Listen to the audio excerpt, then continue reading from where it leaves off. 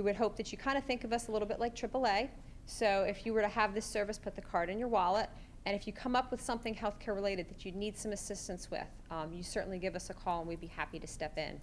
I know we have a lot of questions about everything presented, so if you have any questions specific to me, I'll be around after the presentation, and I'd be certainly happy to answer those for you. Thank you. Great, thanks, Andrea. Okay, we got through the tough part. We covered all the slides. I was well behaved because I know this is being videotaped. But now for the fun part, right? Questions and answers. This is what makes township meetings always the most fun.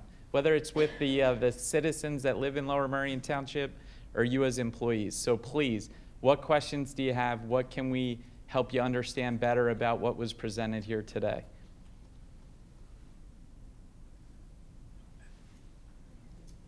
I take medication from a specialty pharmacy. Mm-hmm. How do you guys handle that? Like it gets delivered to my house and it's Yep. very expensive. Yep. The question is, if you're on a specialty medication, how will that be handled? And United Healthcare, similar to your current arrangement, does have a specialty pharmacy program where we can deliver those medications right to your home. The cost of those medications, you'll pay that cost between the contribution from the HSA and then any deductible amount remaining up until you reach the amount of the deductible. So if you're covering just yourself, once you reach $2,000, or if you're covering more than yourself, once you reach $2,600 as an individual, and then the cost of those medications will be covered at 100%, no cost to you for the remainder of the plan year. Is it like will you guys have to automatically accept that I take this medication? Like, or can you just approve of it? The question is related to if I'm taking this today, how do I know it will be covered under OptumRx? We do have prescription drug lists available in the back of the room. So we expect there to be a very high overlap. There's also a number of standard exclusions that United Healthcare has that we are not including for Lower Merion Township, meaning those exclusions will be covered under your plan. So I would say it's a very high likelihood that the prescription drug will be covered. However, since it's a specialty medication, and for any of you that are on certain medications, just like you may have had prior authorizations that you needed to go through with Aetna and CVS Caremark, there are prior authorizations when you switch from one insurance provider to the next, where we would probably just have to go through the prior authorization process with you. And I think, did you have a question? Yeah, it's more of a hypothetical question now, but if the township did not provide 75% of whatever's in the HSA or whatever, say I needed surgery on the 2nd of January or whatever, would I have to come up with $2,600 to go along with that surgery or whatever? Great. The question is, if there wasn't the funding from Lower Merion Township into this deductible plan, and I have some type of high-cost procedure earlier in the plan year, do I need to come up with that money, and how quickly do I need to come up with that money? One of the things we did not cover during the presentation was the fact that on an HSA plan, on a high deductible plan design, the only time you will ever be required to pay at time of service is at the pharmacy. As much as we like, Walgreens and CVS, you never get to go in and they just give you the stuff. There always has to be an exchange, right? So for prescription drugs, there's always going to be an exchange of money, the discounted rate for the drug, and then you take it with you. However, every other service, if you're going to the primary care office, if you're going to the hospital, if you're going to the emergency room, if you're having an MRI done, if you're having outpatient surgery, you will never pay at time of service. What ends up happening is you'll go for that service, you'll show your United Healthcare member identification card. They'll look at the card, they'll run it through the system, and they'll say, okay, have a seat, the doctor will be with you soon. What ends up happening is you go for that service, you pay nothing there. United Healthcare receives the claim from that physician or from that facility. We process the claim, and then two things happen. We generate an explanation of benefits for you, and we generate an explanation of payment for the physician or for the facility. Once the physician or facility gets the explanation of payment, they will generate a bill for you that says, okay, you went to the hospital, it was $1,000, it's a $1,000 charge, or it's a $2,600 charge. This is your responsibility. The only time you would then pay that is when you see on your explanation of benefits and the bill from the hospital that they both say $2,600. Since the township is very generously funding that account, you're not going to be in a situation where you'd have to come up with the money. That money would be there for you from that account. But let's say there's an event further on in the year and you go through the $3,000 that's provided, and there's still some deductible services that need to be paid for. Again, you don't pay at time of service. Usually there's going to be a 6 to 8 to 10 week lag before you get the bill. So after that time of service, you can make some preparations to say, okay, I know this bill's going to be coming in 2 months or 2.5 months, and figure out, if you can make sure things are funded to pay for it when it comes in. So that's option A. Option B is for some of these higher cost items, when physicians and facilities know that you're on an HSA plan and you say, hey, I only am going to have this amount put in my HSA every 2 weeks, they'll set up a payment plan with you. So don't think when you have a high cost item that you're going to be asked to pay $2,600 or $1,000 or $1,500 all in one shot. The providers are very good at working out payment plans to kind of dovetail nicely with how the HSA is being funded.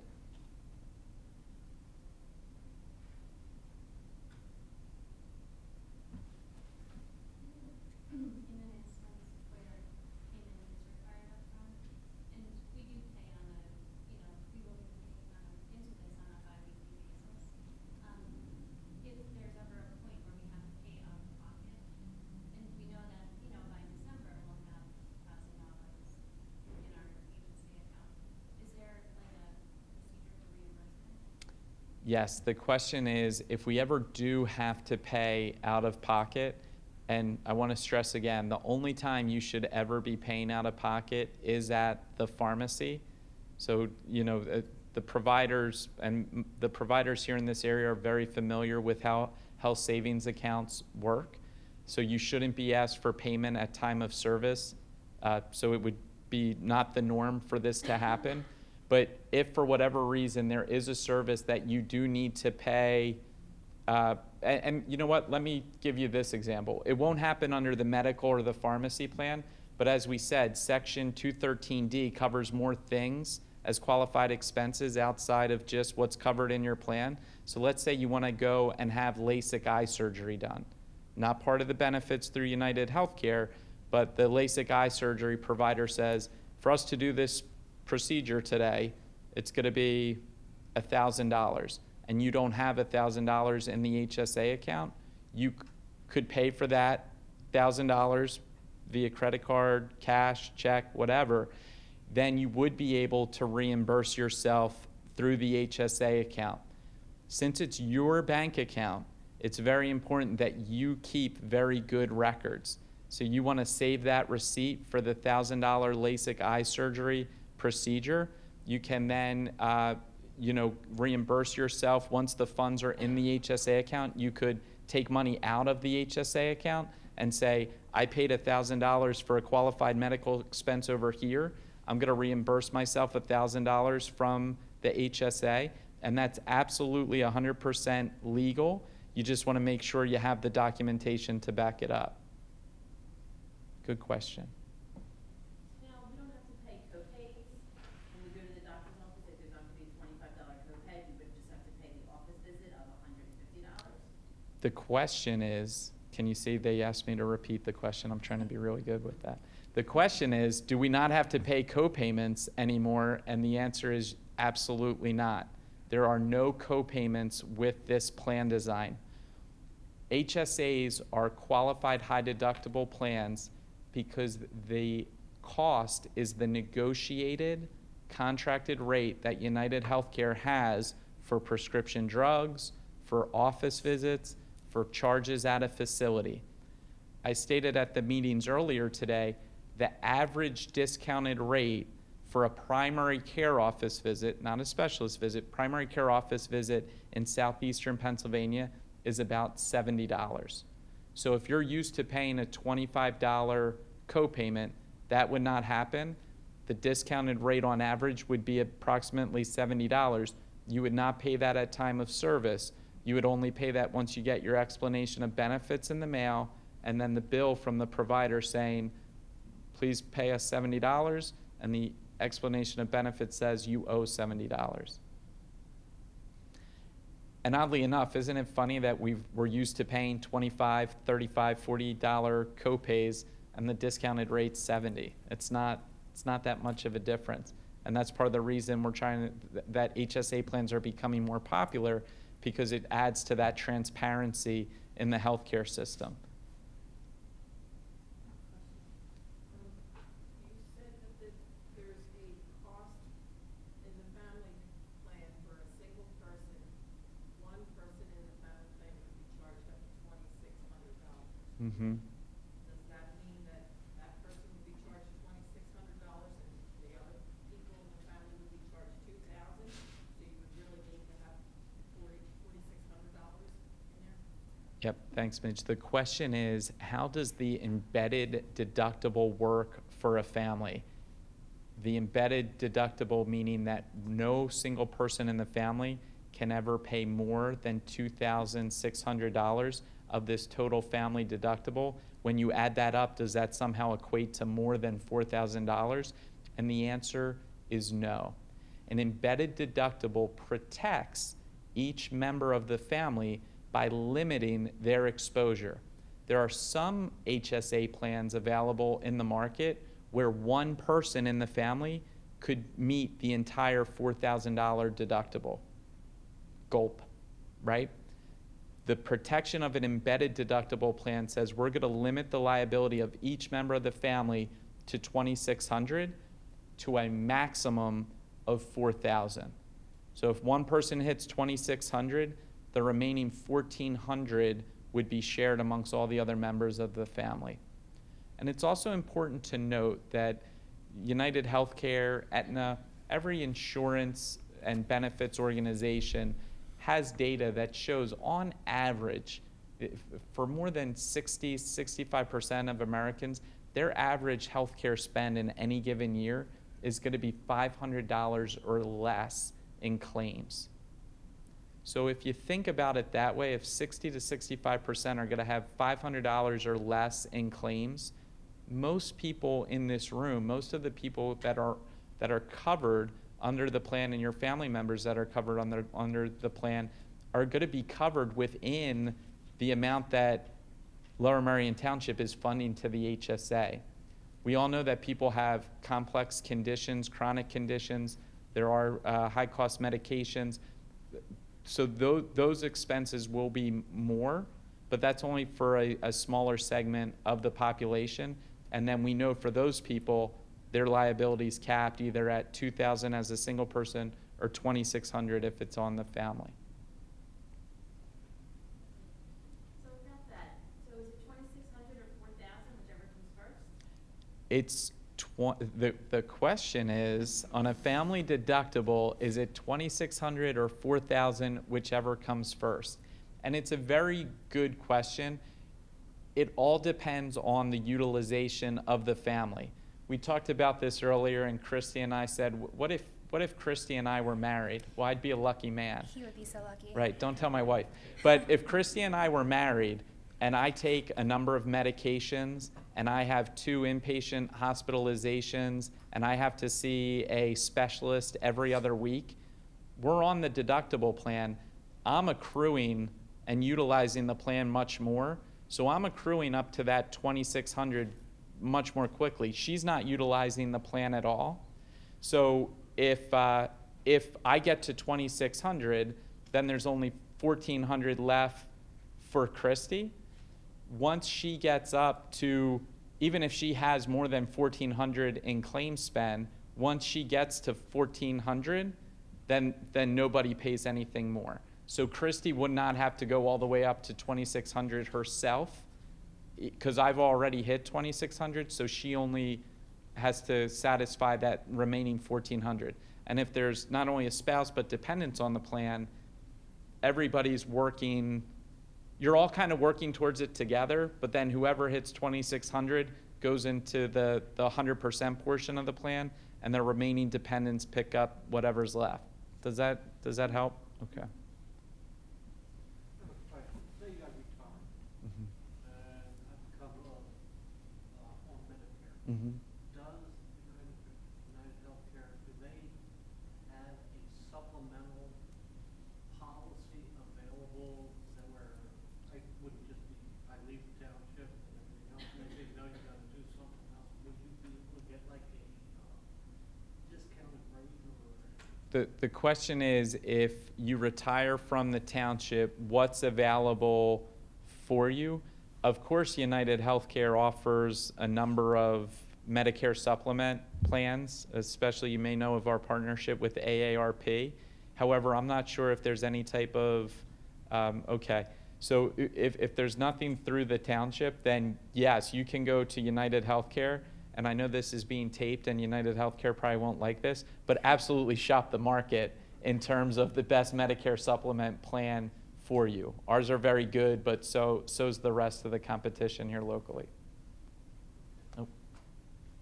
Just want to add a little bit to that. So say you have this HSA and you build it up for 2 years and then you turn 65 and you retire.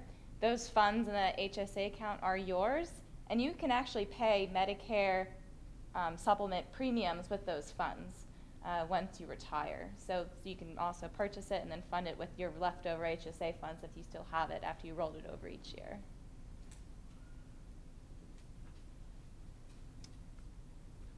Any other questions? Yes. You were talking about the prescriptions and you had the list in the back. What about the generic versus the brand?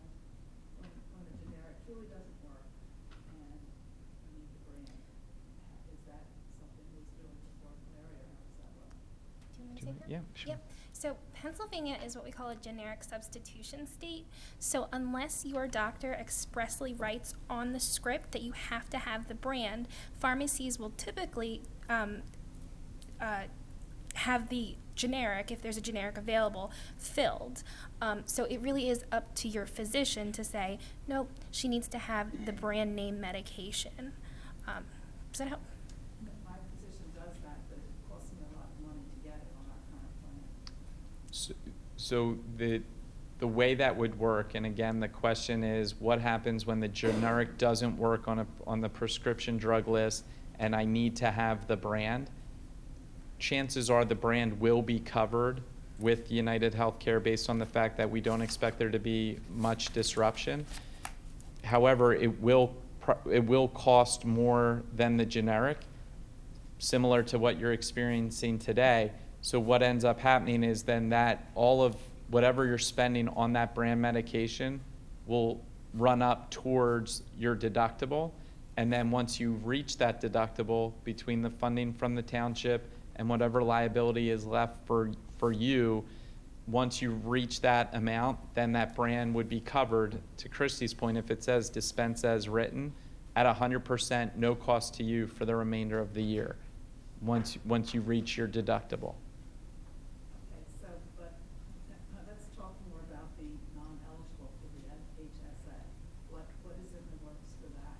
And also another question is, the township is putting in the money for first year. Is this a going forward type thing, or is it just a 1 year type thing, or?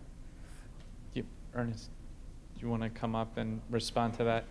So as Ernest is making his way up, you said the first thing, the question was, what about things that aren't covered under Section 213D of the IRS code? Or Say, what if you're not HSA eligible? what if you're not HSA eligible? 65 and older. You did say something that you were sort of working. Okay, great. But I am in that category, so. Perfect. I Luckily, know more about Batman's here and I can let him handle these, but yeah, we'll get those answers for you.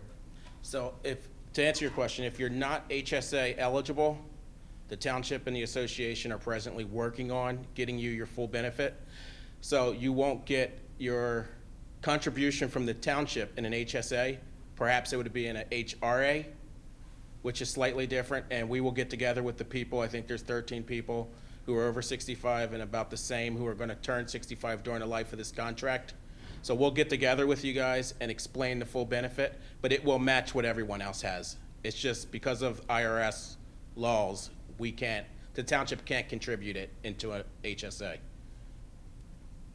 And what was the other question? Are the contributions from the township going to go forward other than the first year with the HSA? They're for the life of the contract. So in the first year, we are not going to be in a high deductible plan, so we won't get it in that first year, this year, 16.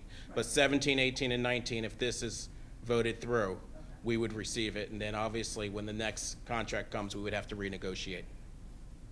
So the plan would be for 17 through? 17, 18, and 19, yes. The way it's written right now, if it goes through. Thank you. Yep.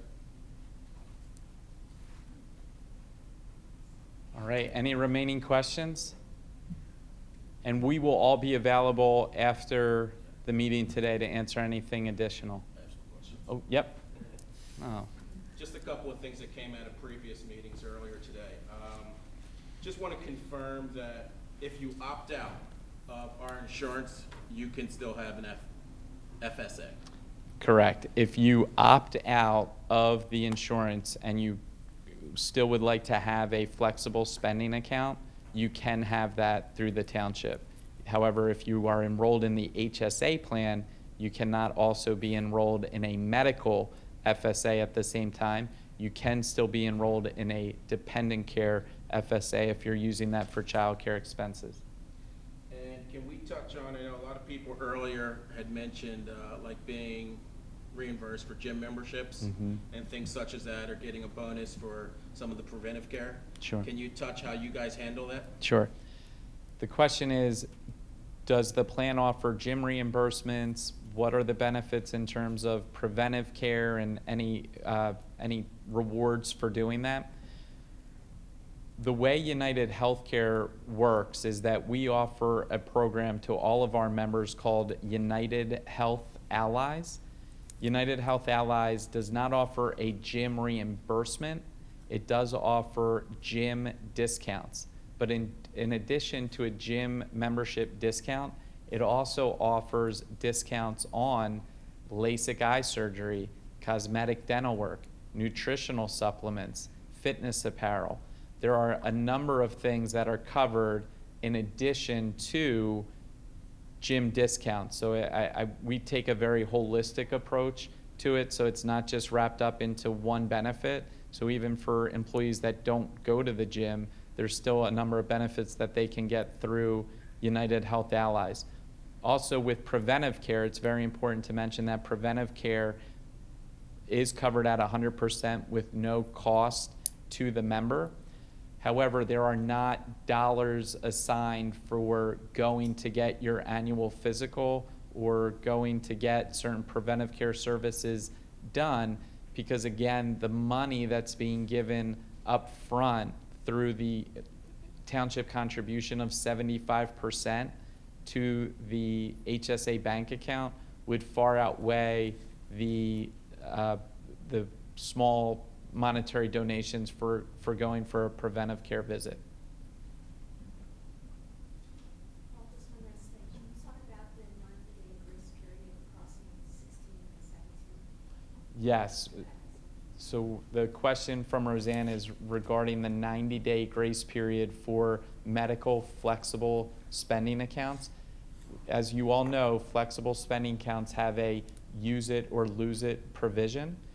Those regulations were eased over the past couple of years by the federal government, and now there's a 90-day window into the next plan year where you can roll over up to $500 of unspent flexible spending account dollars.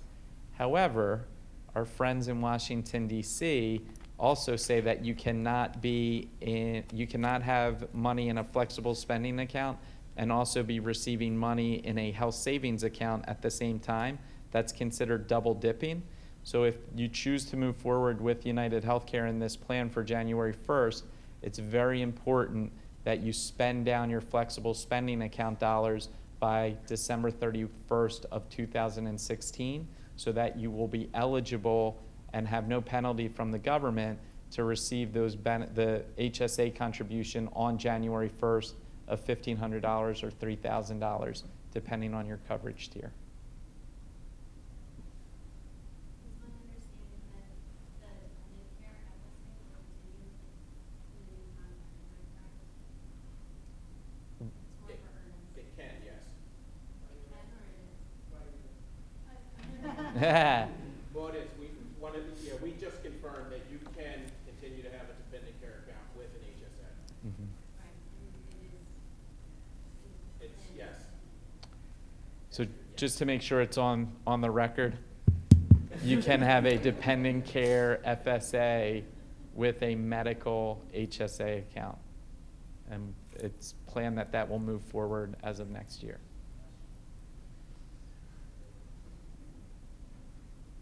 All right. Well, thank you all for your time this afternoon, and we'll be in the back if you have any additional questions. I just want to say thank you to these guys for coming out and helping us understand this. If you have any further questions, you guys can always go to our website, the association website at Long Marion Workers Association. And our email's at lmtworkers@gmail.com. And send questions to us. I have a list of questions I'll be sending to these guys, and then I'll repost the questions and answers later. So if you have anything, feel free to email us. Thanks.